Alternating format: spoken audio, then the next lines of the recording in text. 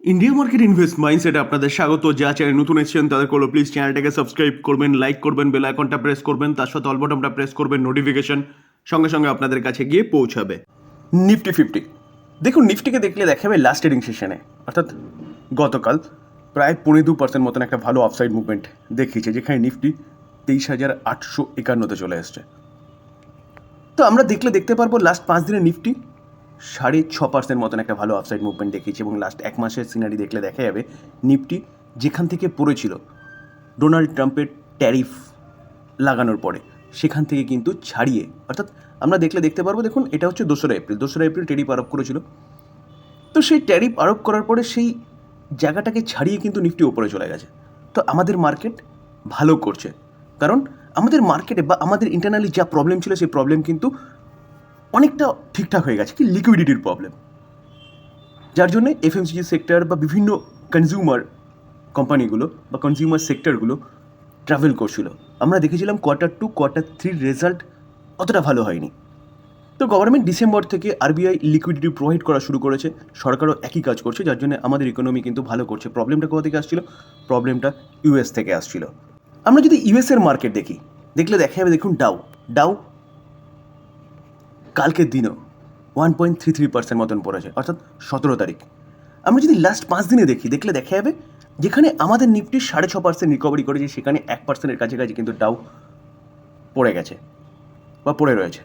যেখানে Donald Trump 90 ডেজের যে pause declare করেছিল, মার্কেট ভালো করছিল, ভালো করার পরেও কিন্তু মার্কেট আবারও নিচে চলে এসছে। তো আমরা যদি লাস্ট এক মাস দেখলে দেখা যাবে যেখান থেকে ট্যারিফ আরোপ করেছিল এবং মার্কেট পড়েছিল, সেখান থেকে অর্থাৎ 2রা এপ্রিল দেখুন 42,225 এখান থেকে ডাউ পড়েছিল, পরে নিচে এসছে। 90 ডেজের পজের জন্য কিছুটা রিকভারি করার চেষ্টা করেছিল, মার্কেট কিন্তু আবারও নিচে আসছে। শুধু স্যার ডাউ এরকম করছে সেরকম নয়, আমরা যদি ন্যাসড্যাককে তাহলে দেখা যাবে, দেখুন লাস্ট ট্রেডিং সেশনে অর্থাৎ 17 তারিখ 0.13% একটা ডাউন সাইড মুভমেন্ট দেখিয়েছে। আমরা যদি লাস্ট 5 দিনে ন্যাসড্যাককে দেখা যাবে ন্যাসড্যাকও প্রায় 0.5% মতন ডাউনে রয়েছে। লাস্ট এক মাসে দেখা যাবে ন্যাসড্যাকও রিকভারি করার চেষ্টা করছিল, কিন্তু আবারও নিচে আসছে। তো আমরা যদি লাস্ট এক মাসে দেখলে দেখা যাবে ন্যাসড্যাক প্রায় 7% মতন ডাউনে রয়েছে। লাস্ট 6 মাসে দেখা যাবে 12% মতন ডাউনে রয়েছে।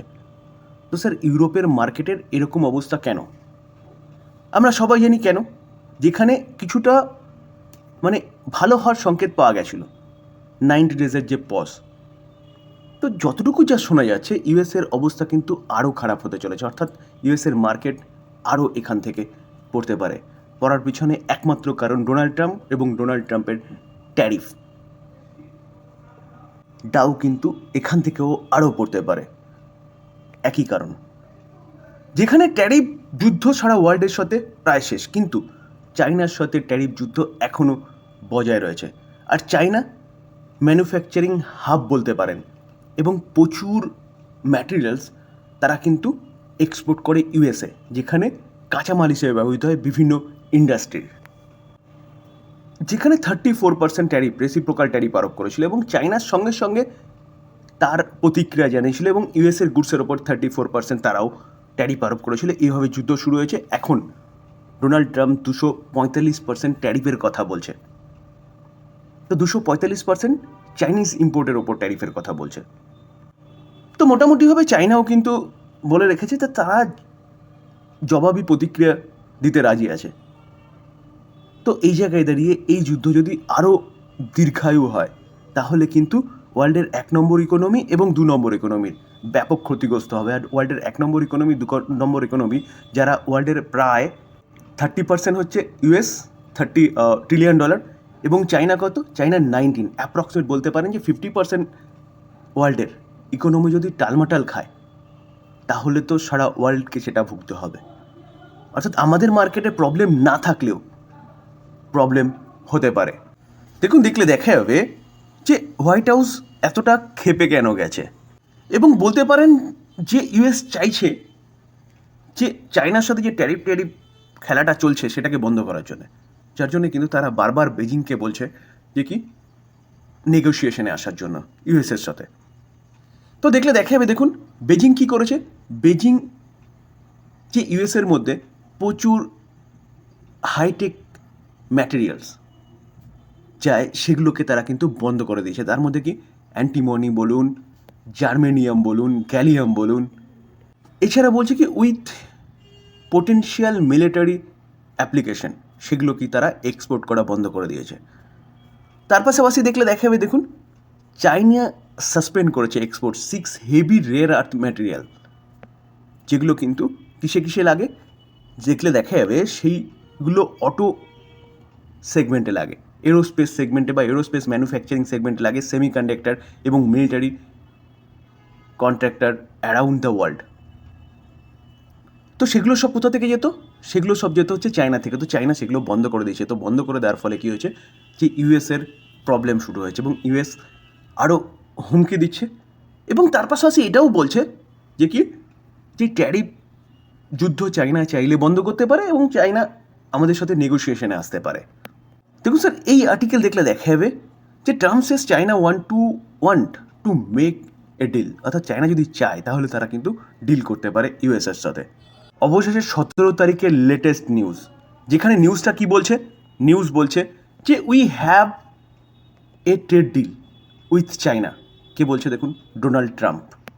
যেখানে চায়নার বক্তব্য কী ছিল? চায়নার বক্তব্য ছিল যে এই ট্যারিফ যুদ্ধ শুরু করেছে ইউএস, তো সেই জায়গায় দাঁড়িয়ে ইউএসকে ফার্স্টে নমনীয় হতে হবে এবং তারপরে গিয়ে তারা কিন্তু টক করবে। তো সেই অনুযায়ী কিন্তু এগোতে চলেছে। দেখুন দেখলে দেখা যাবে world largest economy and demand respect if any trade টক, অর্থাৎ অ্যাট ফার্স্ট রেসপেক্ট প্রেজেন্ট করতে হবে এবং তারপরে গিয়ে কিন্তু এনি ট্রেড টক নিয়ে আলোচনা হবে। কারণ এই যে যুদ্ধটা চলছে না, এতে কিন্তু দুটো দেশেরই ব্যাপক ক্ষতি হবে আগামী দিনে। কারণ এখনও জাস্ট কয়দিন চালু হয়েছে, যদি এরকমভাবে চলতে থাকে, আমরা দেখেছি যে ইউএসের ফেডের চেয়ারপারসন মিস্টার পাওয়ারজিও বলছে যে ইউএস কিন্তু এইভাবে চলতে থাকলে ইউএসের রেট কাট করবে না এবং ইনফ্লেশন বাড়তে থাকবে। এটা নিয়ে কিন্তু তিনি চিন্তা দেখিয়েছিলেন। স্যার আমরা দেখতে পারবো চায়না হচ্ছে যে ইউএসের একটা ব্যাপক বড় ট্রেড পার্টনার, যেখানে $582 বিলিয়ন কিন্তু ট্রেড হয়। তো এই জায়গায় দাঁড়িয়ে চায়নাতে এক্সপোর্ট হচ্ছে কি, অর্থাৎ ইউএস থেকে চায়না আসছে $143 মিলিয়ন গুড এবং চায়না থেকে যাচ্ছে কত, 438 মিলিয়ন। স্যার চায়নাতে এক্সপোর্ট কম হলেও চায়নারও ব্যাপক ক্ষতি হবে, কারণ চায়না থেকে ইউএসএ যায় কিন্তু $438 বিলিয়ন গুডস, আর এই গুডসগুলো কিন্তু ইউএসের বিভিন্ন সেক্টরের প্রচুর কাঁচামাল যায়। তো ক্ষতি কিন্তু দুটো দেশেরই সমান হবে, যার ফলে ইনফ্লেশন ব্যাপক আকার ধারণ করতে পারে। তার জন্যই কিন্তু ডোনাল্ড ট্রাম্প এখন চায়নার সাথে ট্রেড ডিল করতে চাইছে। তো স্যার যতক্ষণ এই ট্রেড ওয়ার বন্ধ না হচ্ছে বা চায়নার সাথে ইউএসের ডিল ফিক্স না হচ্ছে বা একটা সেটেলমেন্টে না আসছে, ততক্ষণ কিন্তু ডাউয়ের বা ইউএসের মার্কেটের ওঠার চান্স খুব কম। কারণ সবচেয়ে বেশি ক্ষতিগ্রস্ত হচ্ছে কিন্তু ইউএস। তাদের দেশে ইনফ্লেশন বাড়ছে। হ্যাঁ বলতে পারেন যে কি, যে আমরা মার্চের ডেটা দেখলাম, সেখানে কিন্তু ইনফ্লেশন কন্ট্রোলে ছিল। দেখুন স্যার, মার্চে তখনও ট্রেড ওয়ার চালু হয়নি, এপ্রিল থেকে চালু হয়েছে রেসিপ্রোকাল ট্যারিফ। তো এপ্রিলের ডেটাটা কিন্তু আমরা পাবো কবে, মেতে। তো সেই সময় আমরা জানতে পারবো যে অ্যাকচুয়াল কী প্রতিক্রিয়া দেখা গেছে এই ট্রেড ওয়ারের। তো ইনফ্লেশন বাড়লে কিন্তু প্রতিকটা ইউএসের যতগুলো কোম্পানি আছে সবকটা কোম্পানির কিন্তু ইনকাম কমবে, মানুষের পারচেসিং ক্ষমতা কমবে। তো সেইটাকে ঠিক করতে কিন্তু অনেকটা সময় লাগবে। তো সেই জায়গায় দাঁড়িয়ে স্যার এখন যদি চায়না এবং ইউএসের মধ্যে ডিল সেটেল হয়ে যায়, তাহলে গিয়ে মার্কেট এখান থেকে আরও ভালো রিকভারি করবে এবং আমাদের মার্কেটও কিন্তু তখন ভালো মুভমেন্ট দেখানো শুরু করবে, আরও ভালো মুভমেন্ট দেখানো শুরু করবে। তো আমাদের ইন্টারনালি কোনো প্রবলেম নেই, প্রবলেমটা টোটালটাই আসছে ইউএস থেকে। তো সেখানে যদি প্রবলেম শর্ট আউট হয়ে যায়, ইউএসের মার্কেট উপরে উঠবে, আমাদের মার্কেট উপরে উঠবে। আর যদি শর্ট আউট না হয়, তাহলে ইউএসের মার্কেটে আমরা যে দেখলাম লাস্ট 5 দিনে 1%-এর কাছাকাছি মতন পড়েছে, আমাদের মার্কেট 6.5% মতন আপসাইড মুভমেন্ট দেখিয়েছে। তো ভবিষ্যতে কিন্তু আমাদের মার্কেটও ইম্প্যাক্ট দেখা যাবে, আমাদের মার্কেটও নিচে আসতে পারে। তো এই ছিল আলোচনা। যদি আলোচনা ভালো লাগে, যে চ্যানেল নতুন এসেছেন তাদের প্লিজ চ্যানেলটাকে সাবস্ক্রাইব করবেন, লাইক করবেন, বেল আইকনটা প্রেস করবেন, তার সাথে অল বাটনটা প্রেস করবেন, নোটিফিকেশন সঙ্গে সঙ্গে আপনাদের কাছে গিয়ে পৌঁছাবে। থ্যাংক ইউ, ভালো থাকবেন।